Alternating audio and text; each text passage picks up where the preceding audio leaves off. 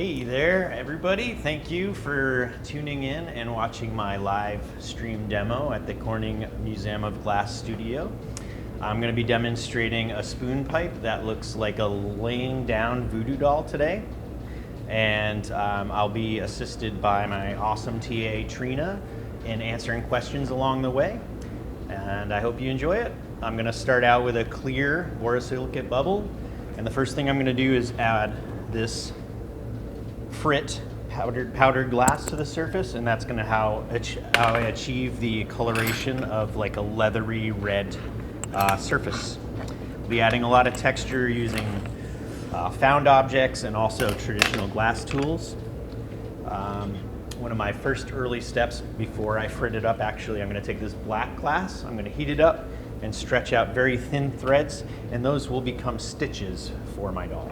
So we'll start with that.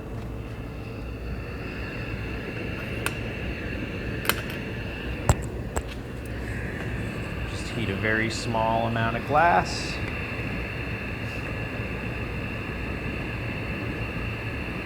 What color are you using right now? This is Eclipse Black from Glass Alchemy. For me, I found that it's black that stays nice and dense and doesn't melt in or thin out throughout my process. With all my colors, I test a lot of different colors before I decide which color fits my needs. An Eclipse I've been using for at least 12 years for the same purpose.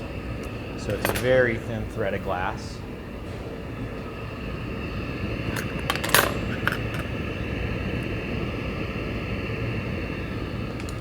So that will be what I use for my glass stitches. I already have a bunch pulled, so you don't have to watch me for pulling stringers for 20 minutes. All right, now I'm going to go to the kiln and grab my clear borosilicate glass and begin to add frit.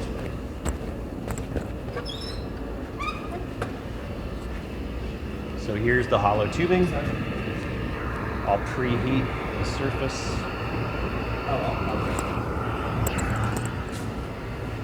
My mic has fallen.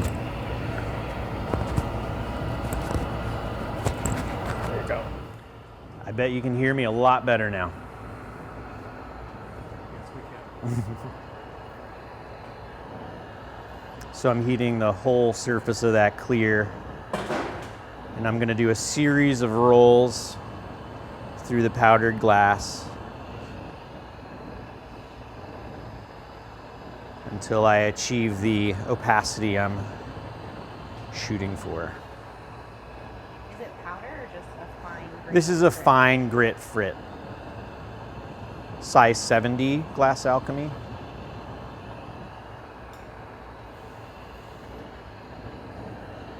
I don't worry about melting it entirely in until I have many layers on. I don't seem to have any problems trapping air in this color, so I can really cake it on and get it nice and dense. This is also a striking color, so it might appear transparent or like a livery light pink while I'm working on it, but as it gets worked on and heated, it's going to get deeper and deeper red. After the kiln cycle, when it comes out and is finished, it'll be a really nice deep red. Did you say what color that was? This is Persimmon Strike, my very favorite color to work with.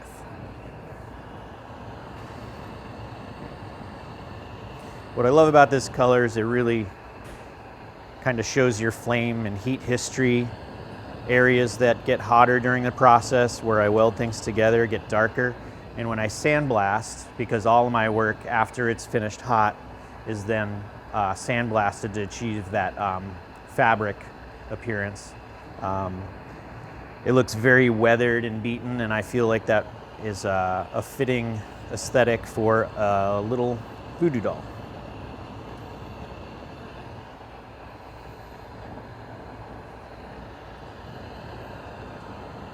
So make sure I'm coating that bubble at all areas, including the tip, so that he doesn't have male pattern baldness, clear spot on his head.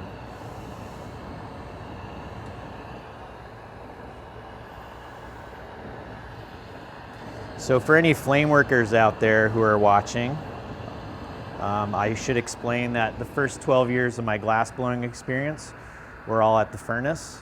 So you might notice I work a lot on one handle, and there's going to be some moves here that look like hot shot moves. I've just adapted what I already knew to my torch working. There's no wrong way to do anything. I encourage you to try as many different techniques as you can and find the ones that you're comfortable with and that work for you, because that's worked for me. How did you get started making the voodoo doll in particular? Well, when I transitioned to flame working, I'd previously been working on Venetian vessels, vases, bowls, goblets. That's where I built my glass chops. And I sold those at craft shows around the country, and I was really kind of checking off boxes of what I thought the consumers wanted. And when I started to flame work, I had no audience in mind and decided I wanted to just make whatever made me happy. And as a child growing up, I was always really into stop motion animation, Tim Burton's aesthetic, so I immediately just started trying to achieve that feel through my glass. So I started trying to stitch things. The first thing I made was a little spoon with some stitches and a button on it. I was also very inspired by Dan Coyle. When I met him, was doing a money project, which was the statue that he'd bring around the country and collab with different artists and have really cool narratives that they develop between their two techniques. So I wanted to come up with a character that I could do the same with. And then the voodoo doll has a lot of meaning to me. Excuse me for one moment. Slight inflation. Basically, when I was transitioning from furnace work to flame work, I had lost my ability to control the glass as well as I could have. I had a newborn child, so I was readjusting to the fact that I didn't have complete control over my schedule and how much I could work. My soft glass craft business had kind of fallen off in 2008 when I was transitioning. I definitely felt like my life was a little out of my own control. So the voodoo doll kind of represents that time period where I felt like maybe somebody else was pulling the strings on what was going down in my life, poking me now and then. And what I found was when I started to not think about the audience or what my audience wanted, and I just made what I wanted to make, that's when people connected with my work, and that's when people started collecting my work. It was very quickly embraced, especially by the pipe world. I was lucky enough that I developed an aesthetic on my own that nobody else was really doing, and I've been doing it ever since, and I love it, and I keep adding techniques to improve and develop my aesthetic. All right, so now I have my colored bubble. This is hot, so it's looking orange. I can show you an example of what this color is going to look like as it sits. As it sits in the kiln, I do have parts that I've prepped. It gets to that deeper red. So the first thing I'm going to do with this bubble is shape out the head, which will become the bowl of the piece. And this is a hot shot move. I'm going to use a blow hose and my hot shop jacks, and I'm going to define a jack line. And I'm going to be slightly inflating as I define a jack line and pull away. And that will also, at the same move, develop the shoulder area of the doll.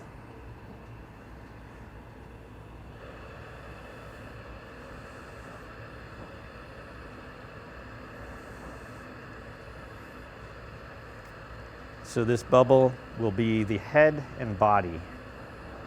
All the arms and limbs will be added separately.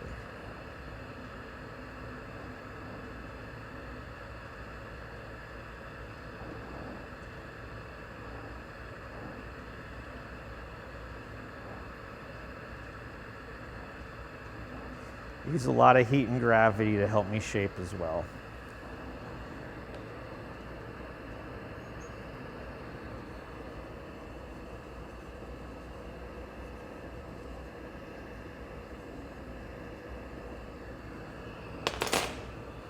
So I now have this body portion and this head portion. Now I'm going to inflate that head portion to get it to the size and shape that I prefer.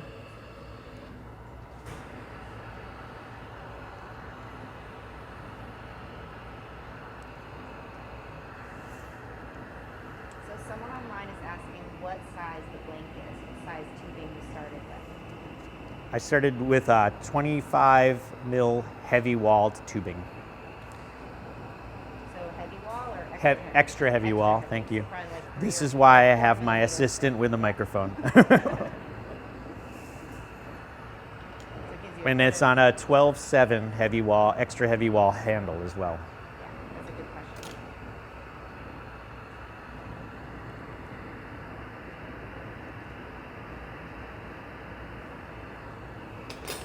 I will say I'll be skipping some steps here just for time's sake so that I can get this piece done. I have a lot of parts prepped in the kiln, but then also examples of how I made them. So I'm gonna do a little chef show action here. I grew up watching Julia Child, and this is about as close as I'm gonna get to being Julia. When you're typically working, do you work similarly where you would make things like a bunch of prep work one day and sculpt it out a little bit more the next day, or do you make a piece start to finish? I usually work on multiple pieces at a time and prep for the next piece while I work on one piece. I multitask for sure. I find it's a nice way to ensure I put these things away in the kiln and let them soak and even out in temperature while I'm doing something else and don't rush through the process. This might be a little quicker than I normally work at home. Okay, almost done defining the head shape.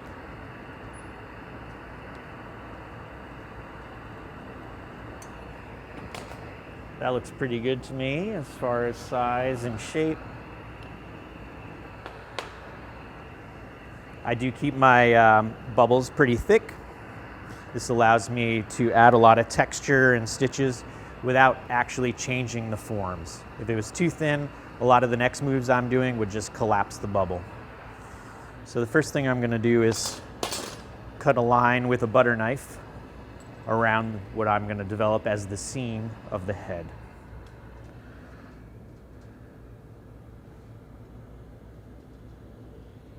That's just a nice surface heat, and I run that knife along the surface, and because the knife has the teeth still on it, they haven't been ground off, they leave a dotted line in that crease that looks hyper realistic. This is definitely important to have a good wall thickness to get the effect that you want.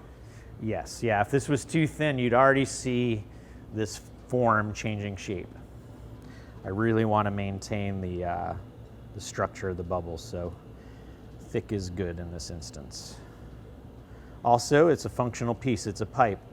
I know when I started buying pipes, I liked a good chunky pipe that if for some reason I did drop it, it would be still in one piece when I did. I'm not encouraging you to drop it, but durability is a factor in functional work.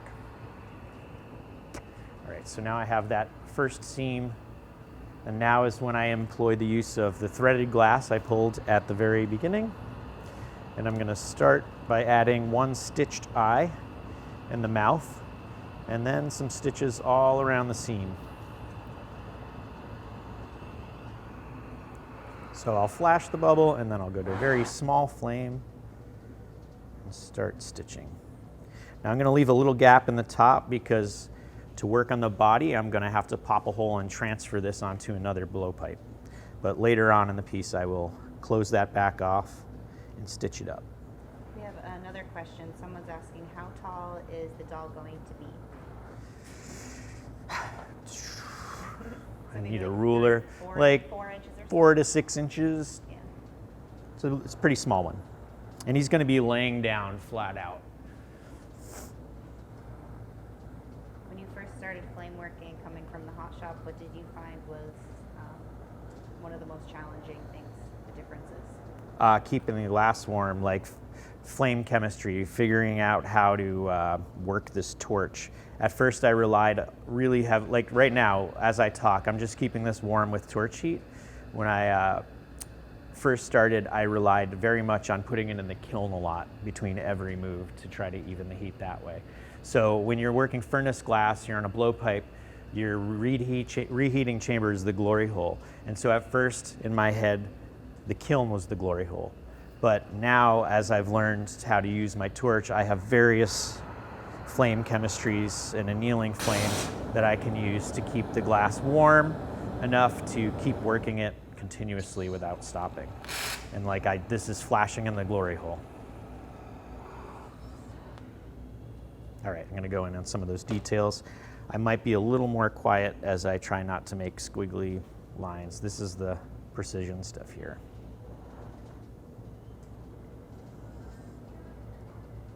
You can see he made his flame much smaller, so he has a lot more control with the really skinny pieces of glass.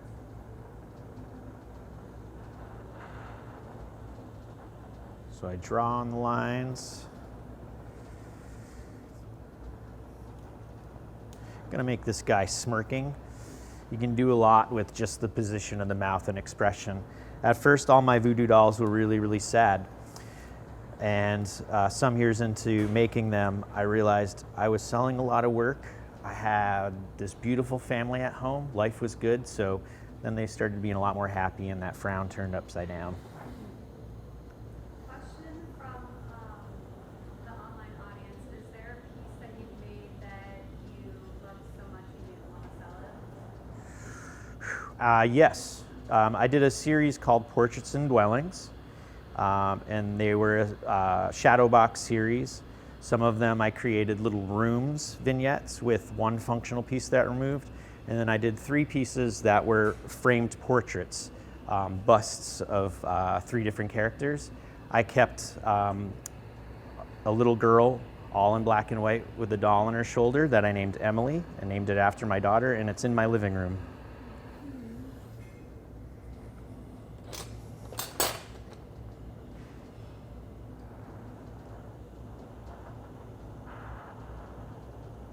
So now that I have some lines on there, they just look like melted glass on top of glass.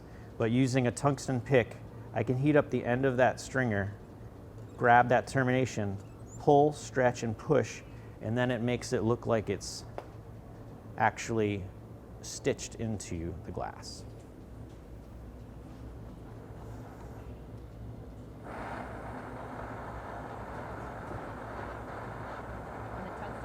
Great tool for this because you can actually put it in the flame. You can't do that with any of your other tools. It's definitely one of my favorite tools. I use it quite a bit.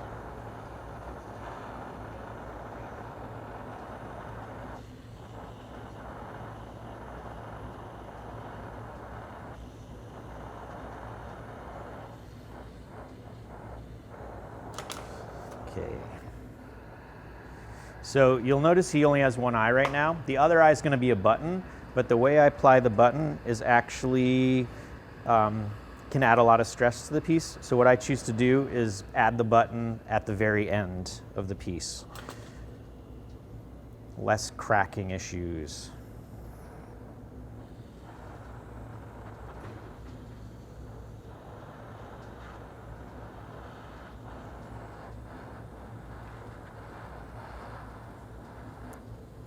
So now I'm just stitching that seam together.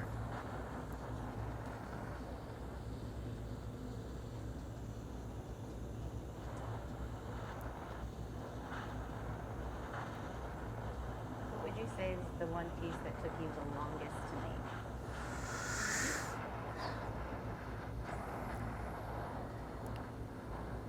One class I taught in Texas with a really great glass blower, Phil Siegel. We made a voodoo priest bust about this large. I think it was maybe a week-long class, and we maybe slept 2 hours a day. And then actually it was one of the most difficult pieces to mask and blast as well. So I like to, in my blasting process, like mask off certain areas that I want to look like metal or plastic to keep them glossy, and that requires a lot of like tape, and sometimes I use like a putty to cover things up. It's just a tedious, slow process. Yeah, I would say that. And the Portraits and Dwelling series were a large undertaking as well, because they required the fabrication of shadow boxes and a lot of other elements. All right, so now I've got his smirk, his seam stitched together. Next, I want to make this look more like burlap, and it took me years to find the right tool to do this. And I have to give praise to my mentor, Ed Branson Glass, who I worked for years in the hot shop. He always encouraged, and he still does when he teaches, he encourages you to find tools that aren't glass tools. Go to your kitchen, go to your hardware store, find something cool, and a new tool alone can lead to a whole new direction for you. So for years, these were just smooth and sandblasted. Now I take this strainer from Sur la Table, specifically this strainer works the best, and I'm going to surface heat and press that against the glass.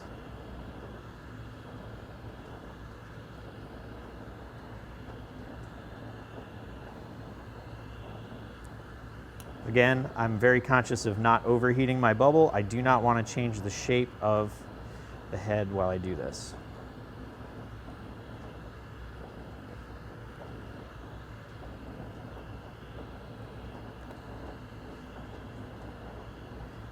And I'll see if after I add this I can show it to the camera so you can see the texture that has been added. Right there I overheated it and I saw the wall move in a little bit, so I just gave it a little inflation to reestablish my shape. So I don't know if the camera can pick up that texture now that makes the surface look like burlap. And now one extra element is these seams. If you look at clothes, when they bunch together, there's lots of little creases. So now with a knife, I will add some creases around the seams.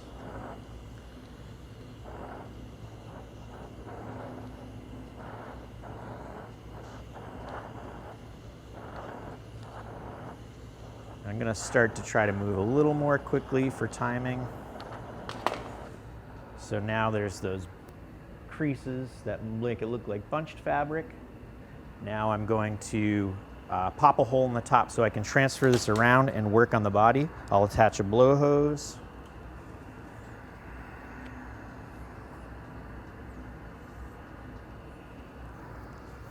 And with my mini torch, make a nice tiny hole right in the center of the head.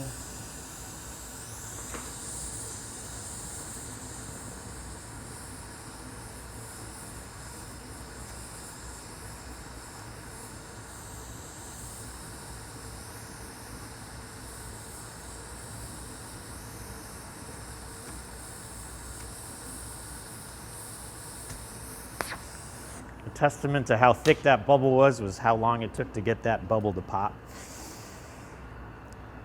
Use a reamer to open that hole just a little bit.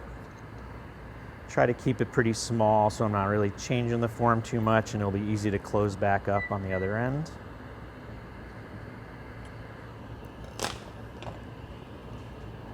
I'll multitask here.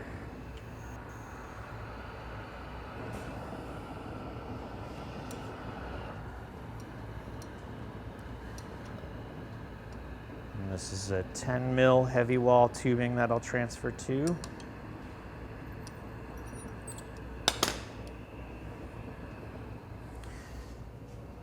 I'm going to plug the end of that opening so that I can inflate at that seam to make a good seal. Someone online is asking, how many collaborations coming up? Always lots. I have, I'm working with some of the students with some projects. I'm definitely starting a big project with my assistant Trina, which we probably won't finish this week. We might do some smalls together, but we've got some really fun plans for some larger scale pieces. Also, I have a show at the end of September. That's gonna have quite a few collaborations, but I'm not gonna let you know who they are just yet. It's nice for shows to be like Christmas morning. Surprises are good. When my brother told me there was no Santa and I found those gifts in the, I hope I didn't ruin that. You might want to edit that out for any kids. Christmas wasn't fun anymore after that. Santa's real. Did you slip one day? Did you accidentally tell her that? Oh, my daughter still believes in Santa. Shh. She's 17. All right, so now I've switched sides and I'm going to adjust the amount of glass I have here for the body. There's going to be a little clear constriction there, so a little tap in that frit. And now, with a little heat, some gravity, and slight inflation, I'm going to give some nice posture to the body.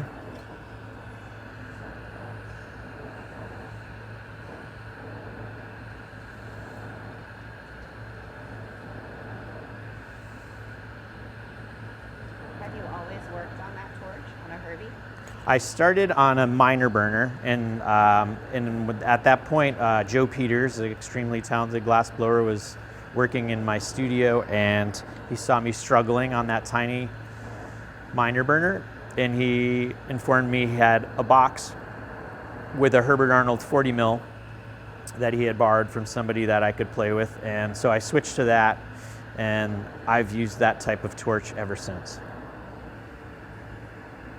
Right, so I inflated him a little chubbier belly, and then just with a little heat and gravity, instead of looking stiff, I can give him a little paunch and curve to his body. Okay. So I have one of these further along in process in the kiln, so I'm gonna skip a little bit of decoration on this. I would usually texture and seam this up before I do this next step, but I want to show you how I do also a torn element. So he's going to a little cotton exposure in his belly. I'll take a white stringer and draw on some white. What color white is that? This is Molten Aura Lotus White, one of the, I think, best whites on the market. It's super workable, doesn't get bubbly. Nice pure white. But I encourage you, if you're a beginner, to practice with some other whites, because this white is also the most expensive and hard to get white on the market. Right, so there's this lump of cotton. Kind of gives the idea that he's torn open, but what really helps is by adding some fabric tears. And so what I do is I take a red stringer of that same color, and I'm gonna coil up a little color on this side. And I'm even only just gonna do one example of this before I switch over. We have another question from online. This one's from Squishy Glass. Hi, And Squishy. He's asking, when was the most influential or impactful time in your career? I think it was when I was when I first touched glass. It blew my mind and it changed my life, and I knew from that first day, and that was at the furnace, that's what I wanted to do. But it was the transition between the furnace and the flame, and when I got involved with the pipe makers and their collaborations, that was the most influential time. To see all the sharing of ideas and the combination, people get to be experts at certain techniques. And so if two people bring their expertise together, it's really amazing the narratives you can create and the pieces you can create together versus on your own. And it's an incredible learning process. You learn from each other.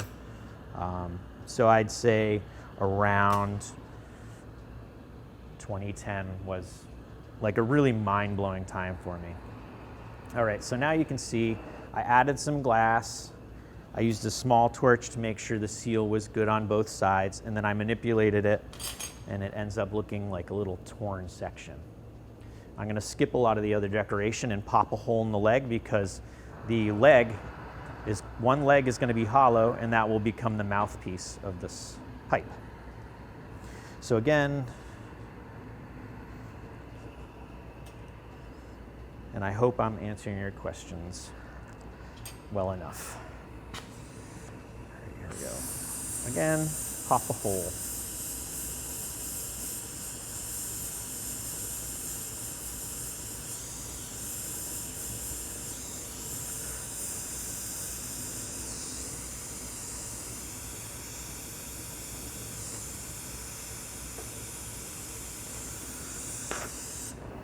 Again, you could see how thick it was from how long it took me to get a hole to pop in there. Open that up. And then before I attach my leg, I'm going to make what's called a bridge, a small connection of glass up on my clear that I can brace to weld that leg on without it moving. So I'll just seal a little nub on here, temporary connection.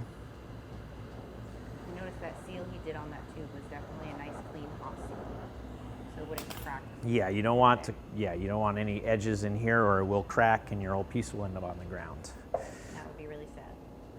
I pre-made a leg with texture and all, and now I'm going to seal it on that hole. Make sure it touches all the way around. And then I'm going to take this clear rod and bridge back to brace it. What size is that clear rod here? 6 mil. I like really small punties for this type of thing, because it means I can move through and bend and get it welded on really quickly and retain the heat in the piece, so I can go right in on that weld and heat it. I'm blowing a little bit.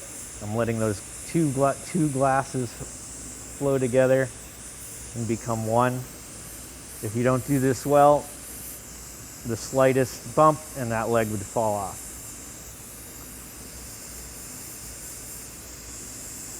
Again, I don't move through things this fast at home, but I'm going to keep pushing. I have one almost done in the kiln that I'm going to switch to shortly, so you can just see some arm and leg attachments. Remove the bridge. And those are tungsten tweezers you're using for that. I love tungsten tweezers. You get them right in the flame and not worry about melting them. It's actually a perfect segue into our next question, which is, what's the tool you value the most and why?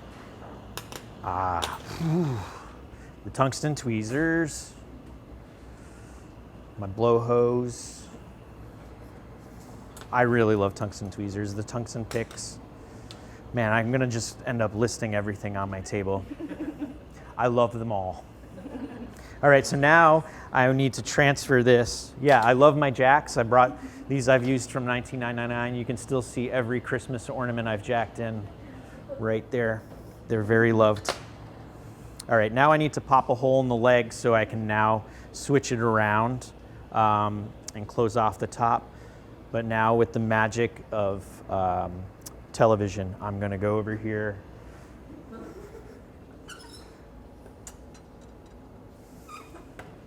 Take out the one we've started. So once I get to that point, I want to start to establish the function of the piece. So I'm going to pop a hole in the back of the head and push a bowl. And you can see how much deeper that red gets as it sits in the kiln. When you first started making these, did you start by making them in different order of operations, like maybe connecting the arms and legs and then pushing the bowl and then Always. figure out which was the best way? It's a puzzle putting together the process, one that I very much enjoy and relates back to my music career, is like, because I was a musician before a glassblower, to me it's the same process of like figuring out the structure of a song. And yeah, as you organize the steps, you refine it and figure out the best way to do things. And when I first transitioned to the torch, for any furnace worker will understand, every time I open the mouthpiece to finish a piece, I'd actually add a punty to the bottom of the bubble, finish it, and then remove the punty, which I learned you don't need a punty, you just need to hold on to it with a claw. So if you own one of my earliest pieces, you'll probably see a punty mark on the bottom. And that's why. All right, I'm gonna pop a little hole.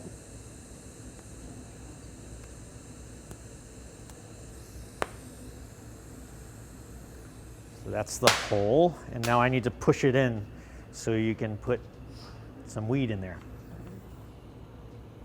Or whatever. If it's tobacco, I don't think anybody uses it for tobacco, but.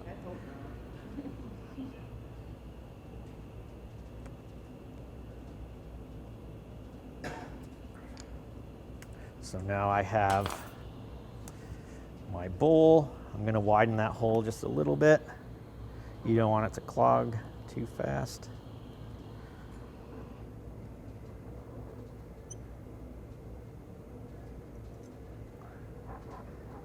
The other important part for a functioning pipe is called a carb, and that's another hole that will go on the side of the head that you put your thumb over. As you use one of these, it fills with smoke, and the best way to clear it is to have a hole called the carb. You put your thumb over as you inhale, and then you let go, and that allows the smoke to clear the chamber. So I will pop another hole. And to do so, I'll need to clog the hole I just created so it pops more easily. I like my carb on the left side, so I pick a spot.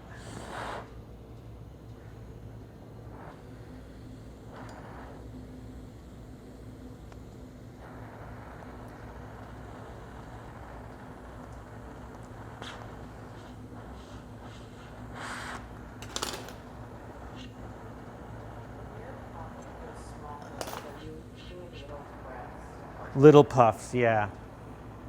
Anytime I like manipulate the glass, I don't fully commit until I see how the glass is moving and how it feels. All right, Sue's got now a hole in the back with a bull push and a hole for the carb. Now he's missing his arms and legs. This leg I already formed. I'm gonna put this in the kiln and I'm gonna show you how I form a leg. This next leg will be solid. I've pre-shaped some of that same colored glass. And now I'm going to give it a seam and some texture as well.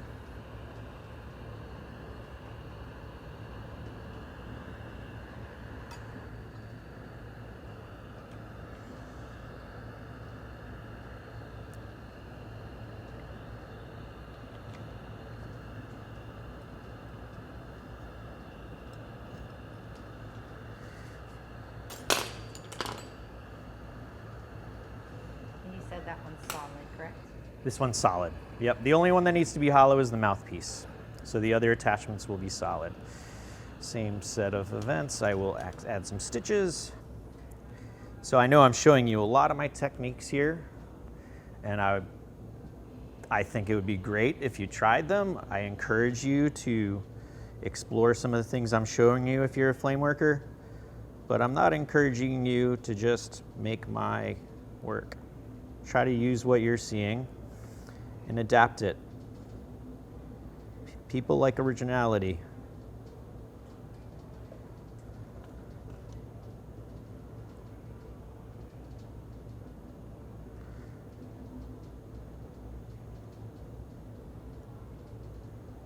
What are some other colors that you would recommend for working on the surface? Silver Strike number 5 from Glass Alchemy is awesome. And Peacock Chameleon, also Glass Alchemy. They're full of silver, and if you want an opaque piece on the surface, that silver fumes it up so nicely it gets opaque really fast. I love Portland Gray and some other colors as well, but they take quite a few more coats of prep. So if you're just starting out and you want to try something, I would recommend some of the colors with high silver content. Very workable. So my strainer just got stuck in the glass. It got a little too hot. It happens. It's okay. All right, so now I have a textured leg with some seams add a couple creases, and also use 6mm rod to punty it on the bottom again, and get ready to add it to the doll in the kiln.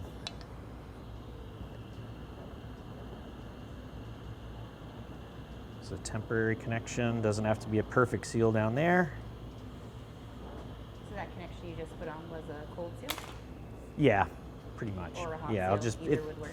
Either would work. Cold seal's easier to clean up afterwards. All right, so I got my other leg. I'm gonna get the body.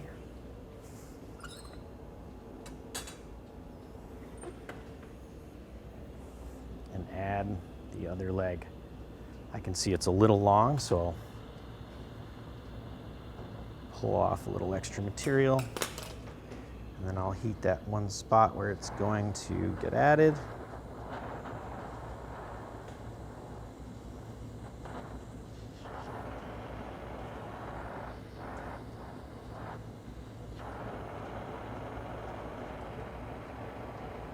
And I push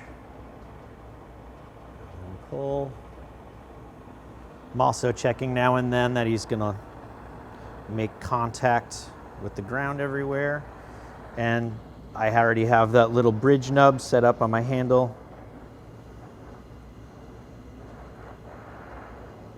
So when you did that connection, you had both sides hot. Both pressed sides in hot. Firm, Yep. and then did a pull to smooth out Pull the away. Yeah, you want to, I always try to shoot to make the perfect seal in one touch, but they're not always perfect. And this little mini torch is also an invaluable tool to go back in on those welds and make the glass flow naturally together and add that strength.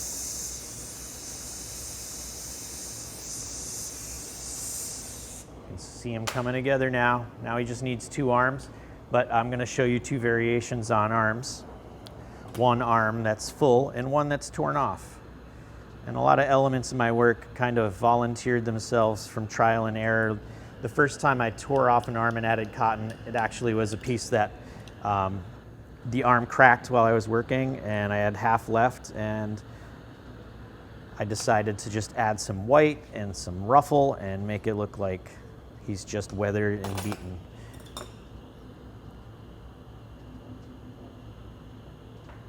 All right. Texture the bottom of that. And I'll put this back in the kiln while I form the first arm.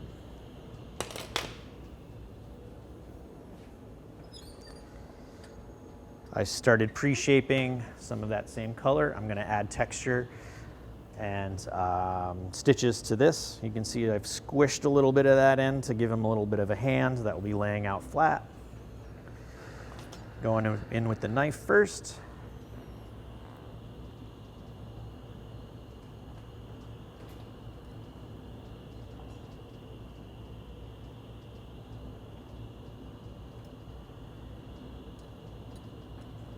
I said this in my slideshow yesterday that I gave.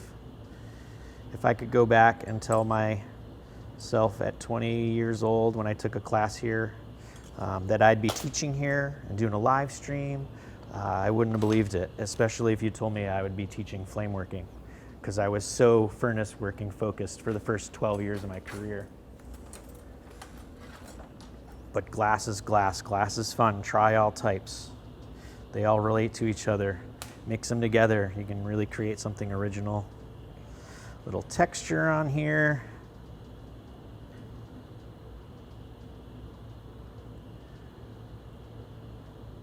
Another thing that I've said to my students over and over, to get better, you have to make yourself uncomfortable. Try things that you're not good at, because you have to make a lot of not good glass to learn to make good glass. And people love gifts of not good glass. And my mom's basement's full of it. Or that mug you drink out of every time you go to Yeah. the house? My first slide in my slideshow was the first cup I ever made that my parents still fill with beer for family gatherings and give to me. Fits about 8 ounces. It's super lopsided, and I think the lip is like a 1/2 inch thick of glass. It's a lot, but it's a good reminder. It's always, especially for new glass blowers, all of your heroes and all of your favorite glass blowers made crappy glass first. We all start in the same place. Yep. But if you get the bug, and I know a lot of you can relate to this when you get the bug, Trina and I were talking about like driving non-glass friends absolutely nuts at the beginning of our career because we just wouldn't stop talking about glass. Like, can we talk about something else? Nope. It's like all consuming at first. All right, so I've added my stitches, a couple creases, and now this is going to be my first arm. I'll put a cold seal punty on the palm. I was just going to ask my student for a big piece of graphite, and he read my mind, and it's here already. Thank you, Will. Little glass stuck there. Okay, this is the same attachment move as I did for the leg. So this is like process.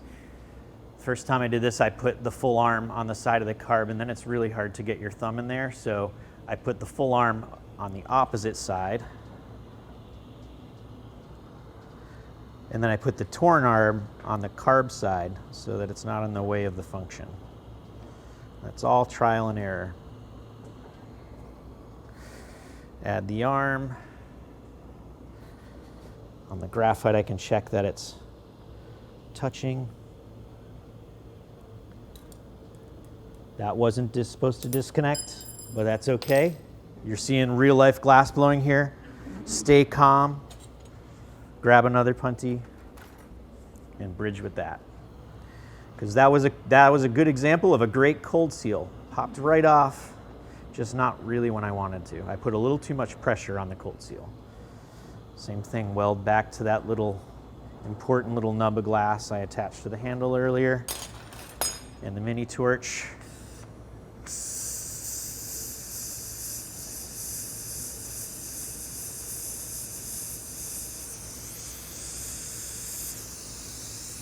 And if you've done a good detachment job at first, there's very little mini torch welding you need to do. You just want to make sure there's no acute angles left in that glass. You can get away with that, and that was an adjustment for me. You can get away with that in the hot shop,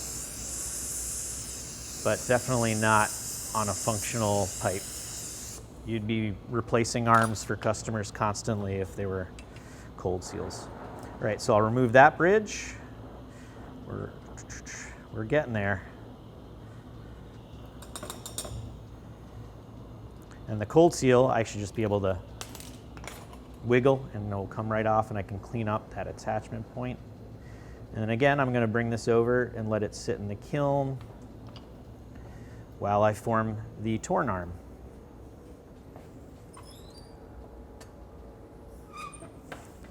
Here's some raw material I already fritted up. I'm going to pull off a little bit for the nub of an arm here.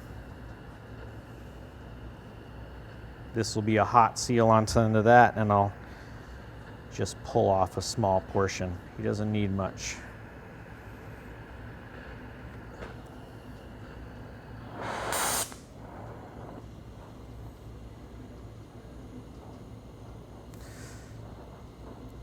Coming back to the question of favorite tools, another tool I love are my diamond shears from the hot shop. I use them all the time.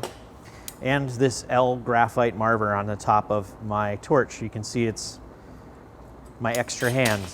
It holds my pipe in place while I have to use my other two hands to do things. I called it a pipe. It's not a pipe. It's glass punty. All right, so I just need a little bit of that red for the torn arm. I'll refrit it, shape it a little bit.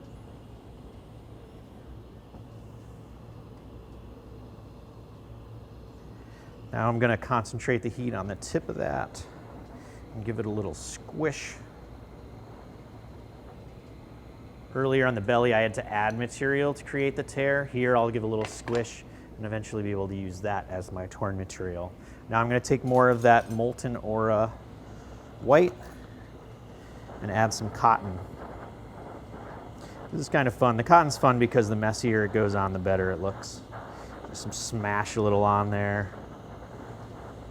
Swirl it around. Just grab my tweezers and manipulate it a little bit. So now I got some cotton on there. That's not a perfect seal, but the next process of tearing really helps seal that on.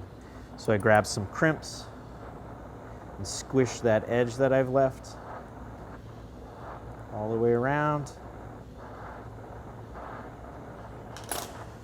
Now I've got material I can pull off and little points everywhere, really make it try to look ragged and uneven.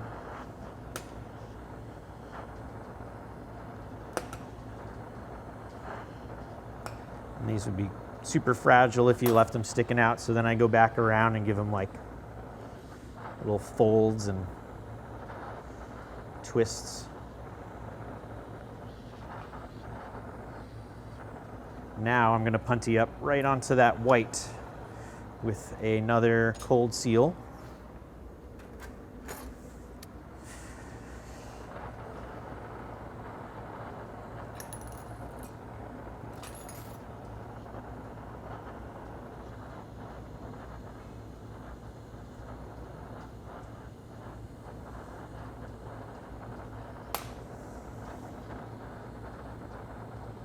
Generally for your punties, you're using 4 and 6 mil?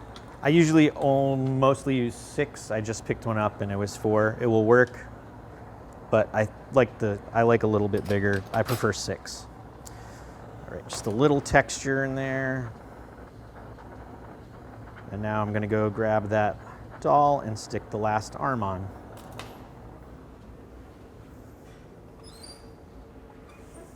The torn arm.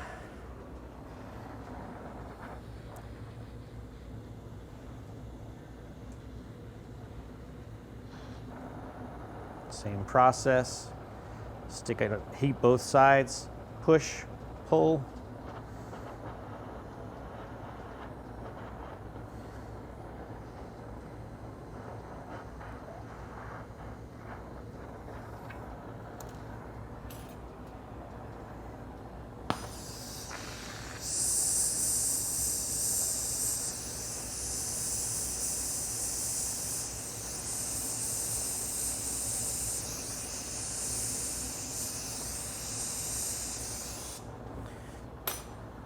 Now he's got all his limbs. I'll remove that punty.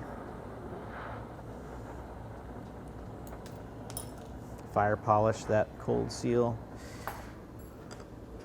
Make sure he's laying down. I got to move that arm down a little bit, so while I still got some heat in it, I'll preheat it, lay it down, and push it into place.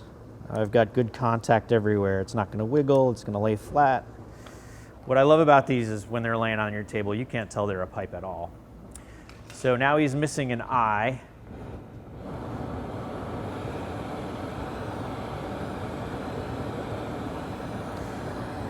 But before I do that, since I have an extra minute, I'm also going to add, I took a little bit of electrum, which is this new molten aura color that looks like metal, and I made a nail head.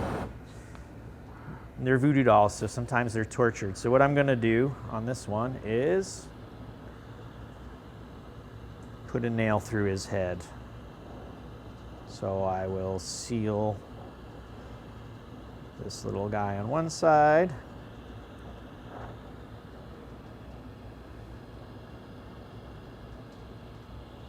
And this punny becomes a, what did you call it? A Puntito. puntito. And it allows me to then grab glass hot spot on the other side. And if you can see, I've pulled the surface of that out, and it looks like now that there's some surface tension there, like that nail's going through the head. Gonna revisit this little weld to make sure it's got integrity. It's another trick I've been showing my students: when you're welding without a bridge, you turn your mini torch's propane off. You have a nice air source to cool one side. Then quarter seal and heat the other side. Cool that off. This is so it doesn't wiggle around while I'm getting the weld done.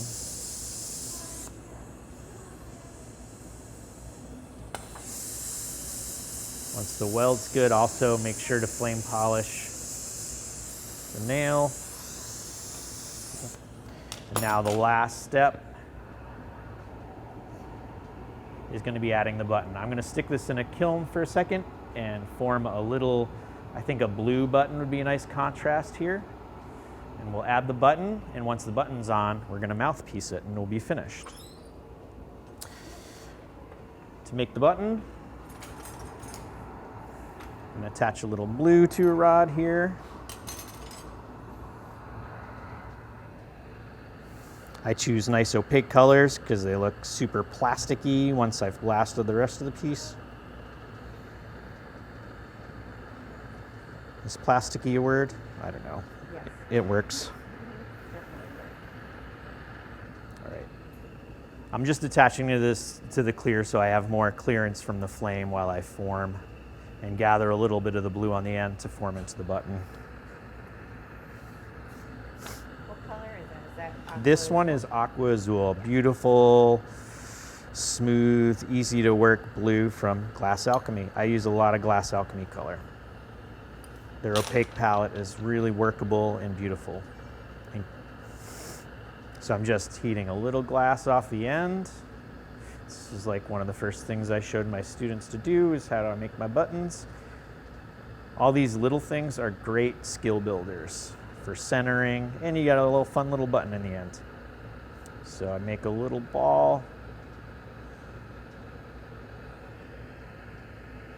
and then start squishing it. And then to really flatten out, I sandwich it between my marver and the paddle and turn and push. So now I have a little disc. Now it needs some stitches. So I got another one of my black fine threads.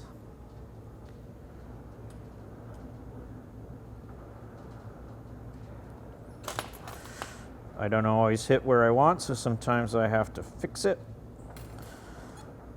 That awesome glass mantra, it's not what you can make, it's what you can fix. So very, very true. You can see my coffee shakes aren't helping me. There we go. I have a little crisscross, and again with the tungsten pick.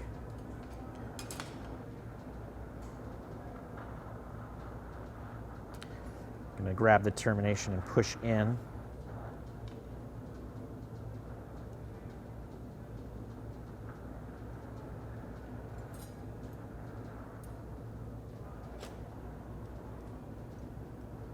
Now I have a button and it's threaded, and you see the holes. I have one pre-made. I'm going to stick the pre-made one on that piece right now.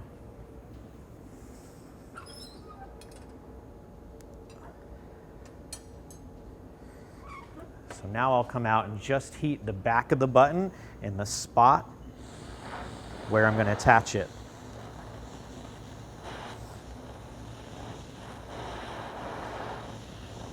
And I make the surface area hotter than the back of the button. So when I push it on, it actually pushes in and almost creates the illusion of it being sewn and bunched there as well. So here comes the button stick. And I push it way in. And I don't even worry about the little acute angle. It makes it look realistic. And I'm not going to work on it much longer. It's got the integrity. Fire polish the button. I'm going to flash it a little bit so I can go straight to my finishing tools.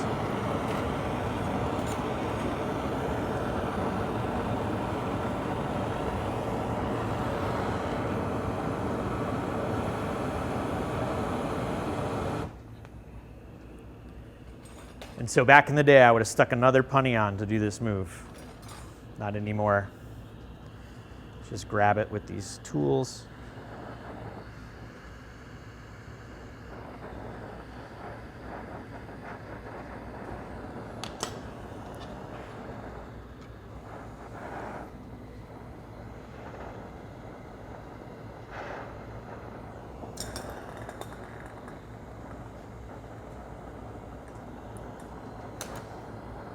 And to pop the hole in the mouthpiece, I'll pull that bubble out nice and thin to a little point. Then I'll heat up a little clear.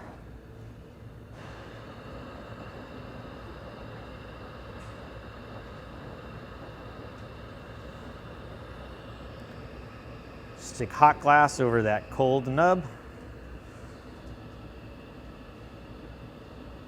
Let it set up so it gets cold, and I've purposely caught a cold seal, an acute angle. So all it takes is a little tap. Now I have a hole.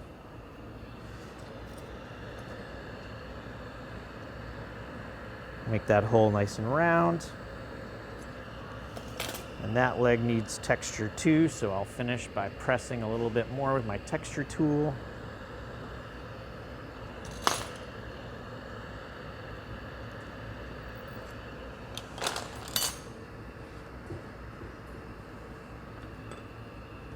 And there you have it, the finished little voodoo doll laying down. He's functional, and he's going to the kiln. And it's exactly 12 noon. I couldn't have timed that any better. That is absolutely amazing.